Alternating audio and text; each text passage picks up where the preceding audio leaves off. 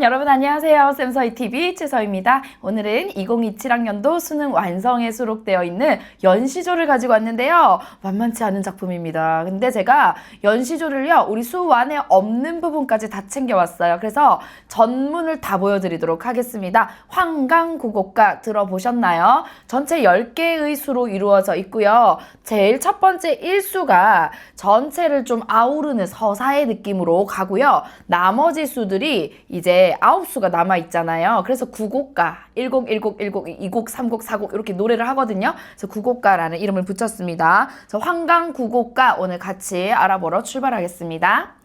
짠! 권섭의 황강구곡가는요, 아직까지 한 번도 나온 적이 없어요. 그런데, 내가 출제자가 돼서 어떤 걸 낼까 하고 이번 수능 완성을 쭉 넘겨봤는데, 우리 잘 알고 있잖아요. 고전 시간은 양대산맥이라고도 할 수 있죠. 한쪽은 연시조, 한쪽은 가사. 그런 의미에서 저는 수특수완 통틀어서 만약에 연시조가 나온다라고 한다면 이 작품이 압도적으로 나올 가능성이 높다. 이런 생각이 듭니다. 우선 제목이 할 말 다 해줘요. 얘는요, 황강의 일대를 얘기하고 있고요.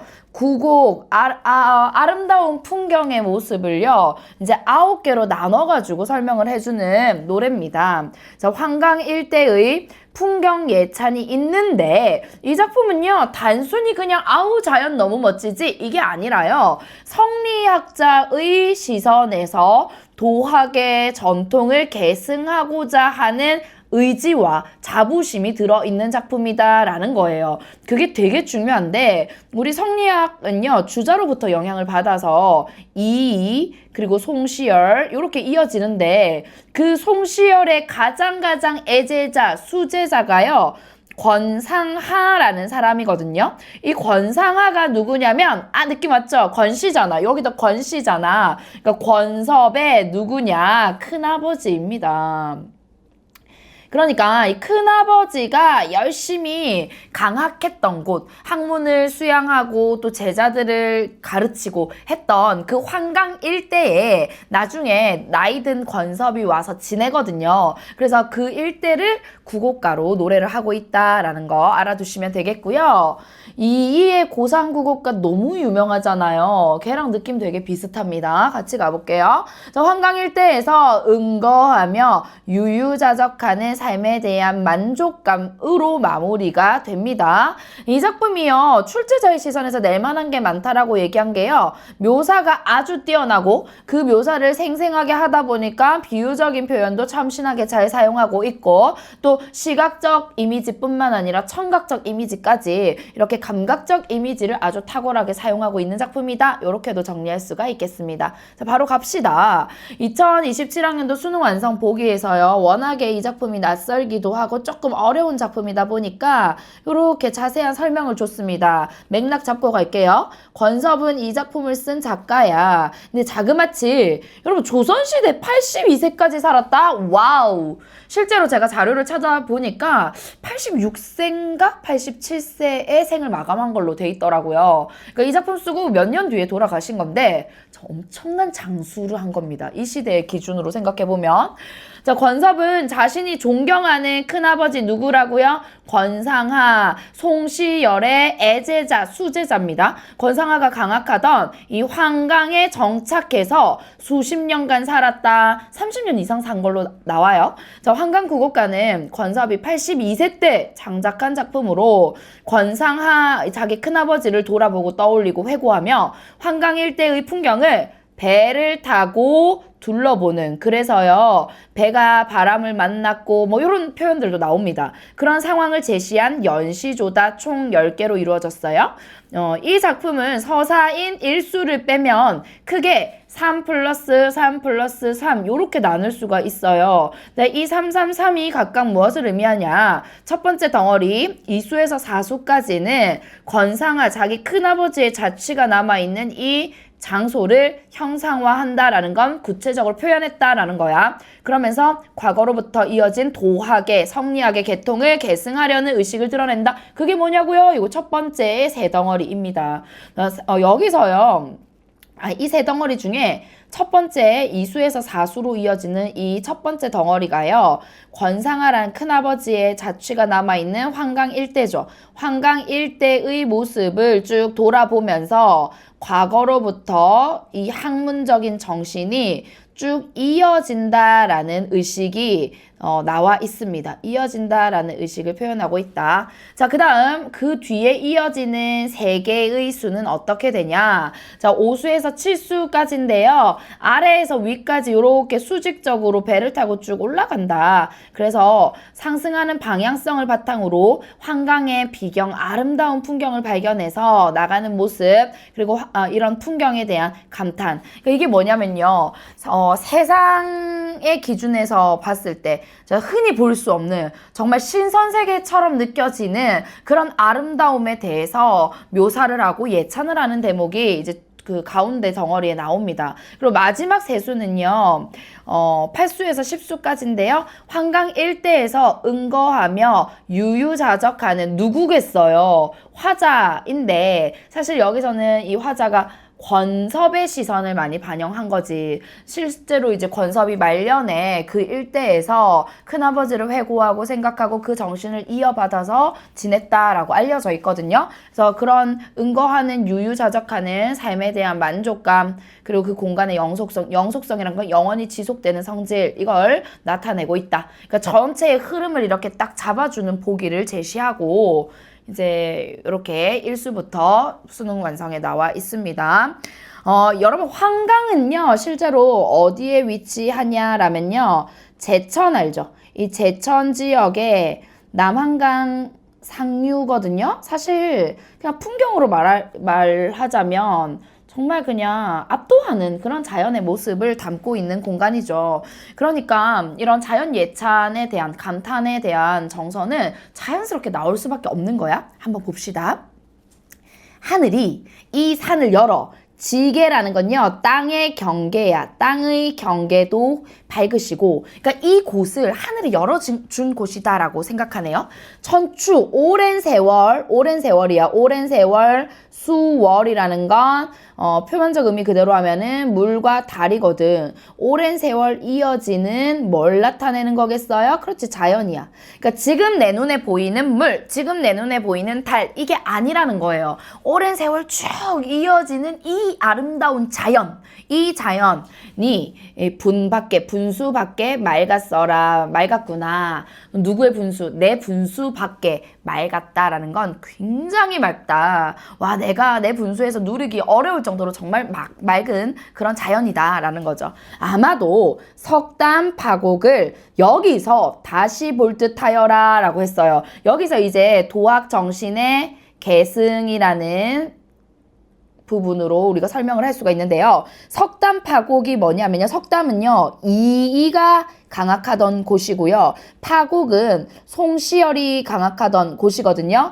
지금 이곳 환강은 이이가 강악하던 곳인 석담과 송시열이 강악하던 곳인 파곡을 바로 이곳에서 다시 볼 것 같대요. 그러니까 그들의 성리학의 어떤 그 정신을 이곳에서 쭉 이어지고 있다라는 것, 그런 생각이 드러나는 표현이다라는 거 알 수 있죠. 자, 이제 2, 3, 4수 가볼게요. 2, 3, 4수는 뭐라고요? 이제 배를 타고 환강 일대를 둘러보는 화자가 나올 거고, 자신의 큰아버지인 권상하를 회고하면서 그런 도학 계통의 정신, 그 계통을 잇고자 하는 인식이 드러나는 부분이다라고 했습니다. 자, 1곡은 어디매요? 자, 질문 던지고 그에 대해 답하는 자문자답의 형식이야. 화암이 기이하네. 자, 여기가요. 이수의 제목이 대암이라고 붙어 있거든. 실제 원문을 보면 대암이라는 건 화암의 건너편에 있는 석대, 넓은 바위다라는 거예요. 그러니까 지금 이 대암에 앉아서 화암을 바라보고 있는 거야. 이 암자가 붙으면요, 큰 바위나 아니면 이 돌로 이루어진 큰 대를 떠올리면 됩니다. 자, 화암이 참 기이하게 생겼다. 선원의 깊은 물이, 선원이라는 건 신선의 근원이라는 뜻입니다. 그러니까 이 세계가 이 신선 세계처럼 느껴지는 거야. 그 물이 심리의 호수를 이뤘다. 어떻다? 일진범풍이라는 건요. 여러분 고전시가 읽을 때 잘 모르는 한자 나오면 끝에만 보면 돼. 아하, 바람이구나. 사실은 수능 완성에서는 각주를 줬는데요. 이게 배를 움직일 정도의 바람. 배를 움직일 정도의 바람입니다. 그것이 갈 때 알아가나니 라고 돼 있죠. 그러니까 상상력이 필요해. 화자는 배를 타고 이제 한강 일대를 둘러보고 있는데 여기서 와우, 여기 대암에서 저기 화암을 보니까 진짜 기이하다. 바람이 부네. 이 바람 타고 이제 배가 앞으로 나아가겠지. 갈 때 알아서 방향 딱 잡고 간다라고 얘기를 하고 있습니다. 자, 이제 그 다음 이 삼수가요. 어디냐면 드디어 화암까지 온 거야. 화암도 좋을시고 나왔죠. 자, 이 곡은 어디매요? 화암도 좋을시고 이제 화암에 대해서 얘기를 해줄 거란 말이야. 천봉이 천개의 봉우리라고 생각하면 돼요. 합쳐진데 한없는 연화로다. 끝없는 안개로구나 라는 얘기거든. 그러니까 장면을 여러분 계속해서요. 굉장히 친절하게 아름다운 묘사가 잘 나와 있는데 이 화암을 어떻게 표현하고 있냐면 천개의 봉우리가 합쳐진 것 같아. 진짜 많은 봉우리를 얘기하는 거죠. 많은 봉우리에 이렇게 자욱하게 안개가 이렇게 껴있는 모습인 거지. 그러니까 이곳에 와서 보니까 아 진짜 끝없는 연화로구나. 안개가 펼쳐져 있구나. 어디서 겸폐개명이 들린대요. 이거 무슨 이미지야? 청각적 이미지네요. 겸폐개명도 각주로 줬는데요. 개 짖는 소리. 개는 알잖아 우리. 그렇지. 닭 소리, 닭 울음 소리 요렇게 그것이 어디선가 들린다라고 하네요. 골골이 들린다라는 건 골짜기마다 들리나니. 자, 이제 어디로 가냐? 드디어 환강이 나왔습니다. 삼국은 어디매요? 환강이 여기로다. 양양현송이 구제를 이었으니 라고 돼 있거든요. 여러분 양양현송은요 각주 나와 있습니다. 이게 뭐냐? 울려 퍼지는 검은고 소리입니다. 검은고 소리. 옛날에 우리 선비들이 공부할 때요 책만 읽은 거 아니에요. 검은고도 같이 타면서 시도 창작해서 노래하고 그러거든.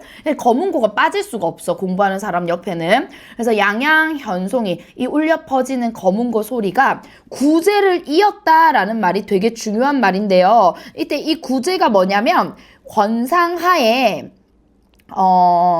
그 강학 장소거든요. 강학 장소인, 강학이라는 건 학문을 연구하고 가르친다라는 건데 권상아 자기 큰아버지잖아. 이 권섭에 그 강학 장소에 한수제라는 곳을 지어서 지냈는데 그곳이 있는 곳이야. 이 구제라는 게. 그래서 그곳을 이었으니 이 검은고 소리가 여기까지 쭉 그 구제를 이어서 소리가 들린다라는 얘기고요. 지금의 추월이라는 게 바로 이겁니다, 여러분. 지금 right now, 지금 바로 여기 있는 가을 달이거든요. 그러니까 이 지금의 추월은 아까 일수에 나오는 천추, 오랜 수월과는 다른 거야. 천추, 수월은요 정말 자연 그 자체, 오랜 세월 변함없이 맑은 자연을 얘기하는 거라면 지금 여기서 말하는 추월은 가을 달인데 지금 화자가 느끼고 있는 대상인 겁니다. 정강은 정자와 강 이렇게 정자와 강가 정도로 이해하면 되겠네요. 지금의 이 추월 가을달이 정강이 어제론 듯하여라. 그러니까 이 지금 내가 느끼고 있는 자연이 어제 과거의 것과 다름없이 느껴진다라는 거고 그 과거에 누구를 떠올리냐면 환강 일대에서 한수제라는 곳을 지어서 열심히 강학을 하던 내 큰아버지가 이제 이곳에서 검은고 소리 내면서 열심히 공부하시고 열심히 후학을 양성했던 그게 지금 여기까지 이어지는 듯하다라고 생각을 하는 거지. 그러면 아까 보기에서 얘기해 준 것처럼요. 이 환강 일대가 이 환강이라는 곳이 과거의 유산을 과거의 정신을 이어받는 곳이다라는 인식이 들어가 있는 표현이다라고 할 수 있겠죠. 여기까지 잘 따라왔어? 오케이. 이제 두 번째 덩어리 한번 가볼게요.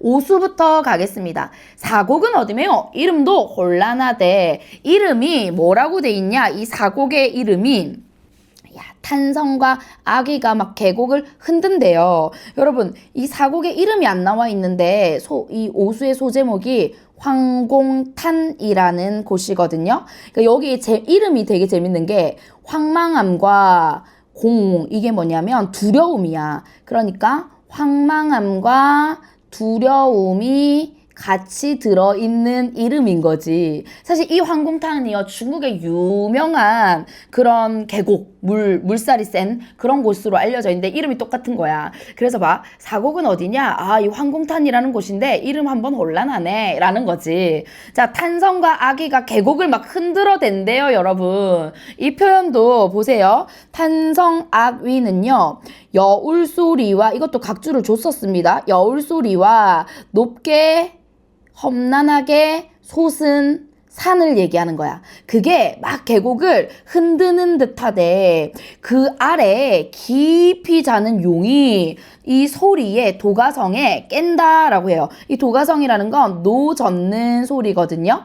그러니까 이게 여러분 지금 공부 안 한 상태로 수능에서 이 작품을 만났다고 생각해봐. 뭔 말이야 싶은데, 야, 이 황공탄에 와 보니까 여울 소리가 거세고요. 그리고 주변에 높게 솟은 산도 장난 아닌 거야. 걔네들이 막 계곡을 흔들어 대는 것처럼 느껴져. 맞지? 여기까지 이해됐어? 그러면서 화자가 배를 타고 가고 있잖아요. 그러니까 이 노젓는 소리가 이 아름다운 풍경을 깨우네라는 거예요. 그때 이 아름다운 풍경을 용에 빗댄 거지. 그래서 이 일대의 황공탄에 아름다운 경치를 깊이 자는 용이 깨어났다라고 표현한 거야. 그러니까 이 용이란 게 실제로 사람이 볼 수 있는 대상이 아니잖아요. 우리 상상 속에 그런 동물인 거잖아요. 근데 이제 화자가 보니까 와, 이 일대 경치가 배를 타고 이렇게 막 울렁울렁거리면서 가는 게 용이 잠들어 있던 용이 깨어난 듯하다라고 느끼는 거지. 비유법이에요, 일종의. 그래서 용은 황공탄 일대의 아름다운 경치를 나타낸 표현이다라고 볼 수 있고요. 하필 신성한 동물인 용의 표현을 했다라는 것은 그만큼 여기가 인간 세계 같은 느낌이 아니라 정말 말로 표현하기 오묘한 신성한 느낌을 받은 것이라고 볼 수가 있겠죠. 그만큼 황공탄의 세찬 물결에 감명을 받은 거고요. 이제 육수로 한번 넘어가 보도록 하겠습니다. 육수는 여러분 수능 완성에는 없었어요. 제가 따로 가지고 왔습니다. 오곡은 어디인가? 이 어인 권소인가? 이제 이 소의 이름이 하필 권소야. 그런데 이 작가 이름이 뭐예요? 권섭이잖아. 권씨야. 같은 권씨네 라는 생각이 들어가 있는 거지. 그러니까 야, 오곡이 어디야? 아, 이 어인 권소야.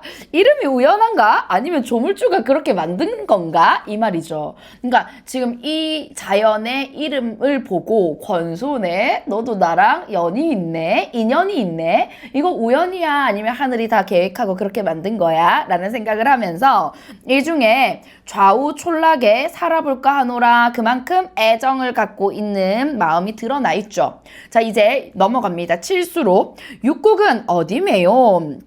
이번에는요, 병산을 얘기하고 있는데, 이 산이요, 금수로다. 이것도 비유를 사용하고 있죠. 금수가 뭐야? 수놓은 비단 같구나 라는 뜻이에요. 고전 시가에서 왜 알록달록 가을에 단풍 든 산을요, 이 수놓은 비단에 빗대는 표현들은 진짜 많이 나와. 근데 여기서도 그렇게 표현한 거야. 이 병산을, 진짜 금수다, 금수. 아름다운 수놓은 비단 같구나 라고 하면서, 백운 명월이 옥경이 여기로다라고 얘기를 했어요. 자, 이게 백운명월이 옥경이라는 부분이 이제 각주로 나와 있는데, 옥경이라는 게 뭐냐 하면요, 옥황상제 뭐예요? 이제 하늘세계의 왕이야. 옥황상제가 사는 곳, 옥황상제가 있는 곳이거든요. 그런데 백우는 하얀 구름, 명월, 밝은 달이잖아. 구름과 달이 마치 옥황상제가 사는 곳이 여기인 것 같다라는 거예요. 그러니까 진짜로 아름다운 자연에 와서 보면 이게 알록달록한 수놓은 것 같은 산이 쫙 펼쳐져 있고 하늘에는 흰 구름과 그리고 깨끗한 맑은 달이 있단 말이야. 와, 이제 옥황상제가 사는 옥경이 바로 여기네 라고 감탄하는 부분이고요. 여기 그 다음 보면요. 저 위에 뭐가 보이냐면 생각해봐. 화자가 탄 배가 여기 있고요. 이 사람이 저기 병산을 바라보고 있는 거야. 근데 너무 아름다워. 와, 이 진짜 아름답다. 근데 멀리 있는 대상을 지금 보고 있는 거거든. 근데 여기 위에 사람들이 보이네. 근데 너무 멀어서 누가 누군지는 모르지만 저 위에 태수 신선이 있는데 너 누구인 줄 몰라라 라고 하고 있어요. 어머나, 사람이라고 안 하고 뭐라고 표현하고 있어? 신선이라고 표현하고 있죠. 이것도 일종의 비유입니다. 병산 위에 있는 사람들을 신선이라고 표현하고 있네. 그만큼 이곳을 신선의 거처로 인식하고 있구나라는 거 알 수 있어요. 여러분 봐. 5수, 6수, 7수는요. 다 이 일대의 아름다운 자연 모습을 마치 신선세계인 것 같아라고 감동하고 예찬하는, 그리고 그것을 생생하게 묘사하는 부분으로 이루어져 있다라는 거 알 수 있죠. 이제 갑니다. 얼마 안 남았어요. 마지막 덩어리 왔습니다. 7곡은 어디매요? 부용벽이 기절하다라는 건 기이하고 정말 절묘하다라는 의미거든요. 그러니까 신기하고 기이하게 생겼다. 이것도 역시나 감탄의 부분인데요. 부용벽은 절벽을 얘기하는 거야. 그러니까 백척천재의 학렬을 듣자 올 듯하대요. 야, 이것도 백척이나 되는 천재, 이거요. 하늘, 제가 사다리제거든요. 그러니까 봐봐. 절벽을 봤어. 엄청난 절벽을 봤어. 이걸 뭐라고 인식하냐면 엄청나게 기네, 백척이나 되네, 꼭 하늘 사다리 같다 라고 생각을 하는 거죠. 자, 백척이나 되는 천재의 학려, 학의 울음소리가 들리는 듯하다라고 생각을 하면서 석양의 범범고주라는 건, 석양은 이제 시간적 배경이 나온 거고요. 범범고주는요, 띄워놓은 배거든. 그 배로 오락가락 하는구나. 그러니까 이건 뭐예요? 석양 무렵에 부용벽 일대에서 배를 타고 유유자적하는 그런 장면인 거야. 이 마지막 8수, 9수, 10수는요. 화자가 이곳에서 유유자적하면서 사는 삶에 대한 지극한 만족감을 드러내는 부분이다라고 보기에서 제시를 해줬죠. 거기에 해당되는 거고요. 이제 8곡까지만 수능 완성에 나와 있어서 제가 10수까지 가지고 왔습니다. 8곡은 어디매요? 능강동이 맑고 깊대. 이 능강동이라는 게 어떤 곳이냐면요. 이 권섭이라는 작가가 만년을 보낸 곳이라고 할게요. 작가가 이곳에서 공부하면서 만년을 보낸 곳이다 라고 알려져 있는 곳이거든. 이곳에 대한 만족감이 드러나죠. 맑고 깊어. 금서, 이게요. 금서가 책이잖아. 금은 검은 거잖아. 역시나 선비가 가지고 있는, 학문하는 사람이 가지고 있는 거야. 검은 고와 책이 40년이래. 40년에. 자, 요 부분 해석이 조금 모호해요. 내 어인 손이러니, 이 손이요, 손님인데 제가 좀 권위 있는 연구자가 이 작품을 분석해 놓은 논문을 읽고 왔는데 이렇게 얘기를 합니다. 여러분, 인터넷에 보니까 이 구절 해설을 정말 제각각 제멋대로 해놨더라고요. 심지어 여기 금서 40년을 막 이 권섭이 아니라 권섭의 큰아빠인 권상하가 이곳에서 지냈던 시간을 얘기한 것이다. 막 이렇게 돼 있는데 그거 아니고요. 이 권섭이라는 사람이 실제로 벼슬길에 나아가지 않았어요. 그러니까 좋은 가문에서 태어났는데 벼슬길에 나아가는 길을 포기한 사람이거든. 물론 여러 번 과거에 응시하긴 했는데 약간 환멸을 느끼고 어쨌든 결과적으로는 유유자적하면서 여기저기 떠도는 그런 삶을 살다가 44세 때, 이거는 배경 지식인데요. 44세 때 이 향촌 생활을 시작했어. 향촌 생활을. 그리고 좀 더 지나서요. 이 작품을 82세 때 썼잖아. 좀 더 지나서 자기 큰아버지, 자기가 존경했던, 실제로 자기가 가르침을 받기도 했던 큰아버지가 지냈던 이 환강 일대에 돌아와서 살기도 했었거든요. 그 시간을 이렇게 합치면 약 40년 가까이 된다라고 봐요, 학자들은. 그래서 본인이, 작가가 이곳에서 자연과 함께 머물면서 보낸 이 40년 정도 되는 시간, 이 시간에 내 어인 손님이러니 라는 건 네가 어떤 손님이더냐 정도의 의미거든요. 근데 해석이 딱 명료하진 않은데 논문에서는 뭐라고 보고 있냐면 자연에게 말을 건네고 있다라고 해석을 합니다. 근데 이때 내는요, 그럼 위에서 말한 이 능강동이라는 공간, 이 자연을 끼고 있는 이 공간을 얘기하겠죠. 그러니까 다시 말해서 자연에 대한 굉장한 친밀감과 애정을 담은 그런 표현이다. 야, 네가 어떤 손님이겠냐? 너 손님 아니고 그만큼 나랑 오랜 세월 40년 가까이 더불어 지낸 벗이다 라는 인식이 담겨 있는 거다라고 얘기를 합니다.